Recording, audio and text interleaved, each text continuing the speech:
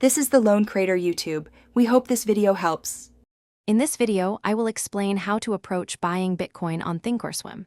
It's important to know that Thinkorswim does not allow direct purchases of Bitcoin itself. Instead, you can explore trading Bitcoin futures contracts, which are agreements to buy or sell Bitcoin at a predetermined price on a future date.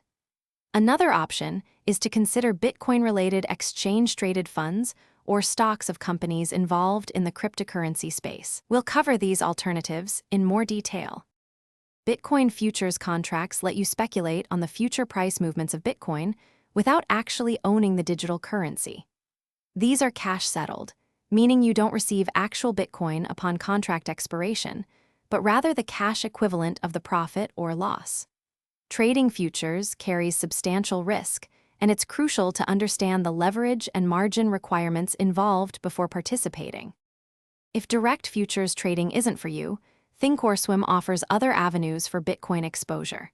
You can invest in exchange-traded funds, or ETF, that hold Bitcoin or track its performance. Additionally, consider purchasing shares of publicly traded companies that have significant investments in Bitcoin or whose business models are closely tied to the cryptocurrency ecosystem. These provide an indirect way to participate in the market. Before making any investment decisions, it's vital to fully understand the inherent risks associated with cryptocurrency and related assets. The market can be highly volatile, and prices can fluctuate dramatically. Always conduct thorough research on any specific investment product or company.